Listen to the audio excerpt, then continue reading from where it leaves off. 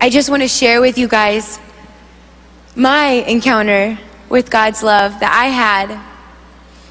Some of you might have heard bits and pieces of it before. But I really believe that as I'm sharing this, that God's just going to release a grace in this room for you to have your own encounter with God's love. Whatever it looks like, however He wants to do it.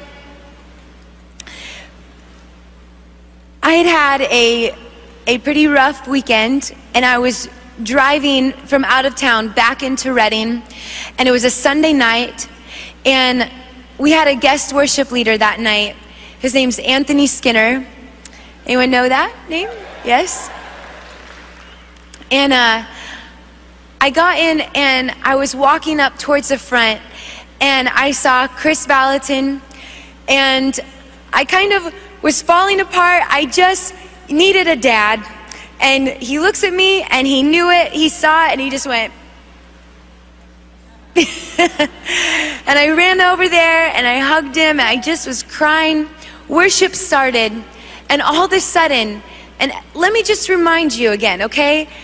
This is not a normal thing for me to just have these encounters, but I have one, and I just live off of that until the next one. So I had this encounter. All of a sudden, I see Jesus standing in front of me, and He's reaching for me like this, like He wants me to come to Him. And I was terrified. I felt like I couldn't go to where He was. I felt ashamed. I felt scared. I felt like I didn't deserve to be close to Him. I couldn't even look Him in the face. And Jesus is completely irresistible. I always say that there are three things in my life that are completely irresistible to me. One is, of course, Jesus. Number two is my husband. And number three is chocolate. Completely irresistible. But anyways, so irresistible. I go to Jesus, I fall in His arms, and as I'm laying in His arms, I'm still feeling kind of afraid to really even look at Him. All of a sudden, this thought comes into my mind, and I know this is not my thought. I would never, ever, ever in a million trillion years think this. And I think I need to ask Him two questions. I need to ask Him, how much do you love me? And what were you thinking when you created me? And as this thought comes into my mind, I'm thinking, no way, I am not asking those questions. Now here's what you need to know about me and why I was so afraid to ask those questions.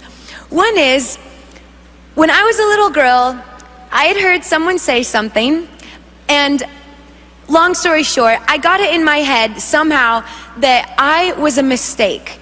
I thought that I was supposed to be born a boy, but I was born a girl, and God made a really big mistake, and now here I am, just this big mistake, and I literally believed that my entire life.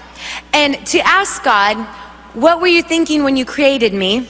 I really believed that He would say to me, well, I made a mistake, and I was trying to make a boy and came out a girl, and now I'm just trying to make the best of a bad situation. I know, it sounds ridiculous, huh? That's really what I believed. It's crazy. And then to ask Him, how much do you love me? I felt like He'd say, well, you're a mistake, so how much could I love you? I mean, I think you're okay. I mean, this is what's going through my head. I know this sounds crazy, but these are the kind of lies that I was believing. And all of a sudden, out loud, in the natural, outside of my vision, okay, over the microphone, Anthony Skinner says, you need to ask God two questions. And my heart starts pounding. What? You need to ask God, how much do you love me? And what were you thinking when you created me?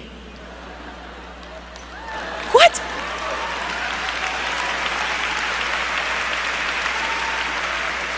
So now I feel like the little kid that just got caught with their hand in the cookie jar. That's how I feel. I feel completely exposed. I felt so angry, like, Anthony, You just said it out loud in front of everybody. Now everybody knows, and he probably heard you. Now I have to ask,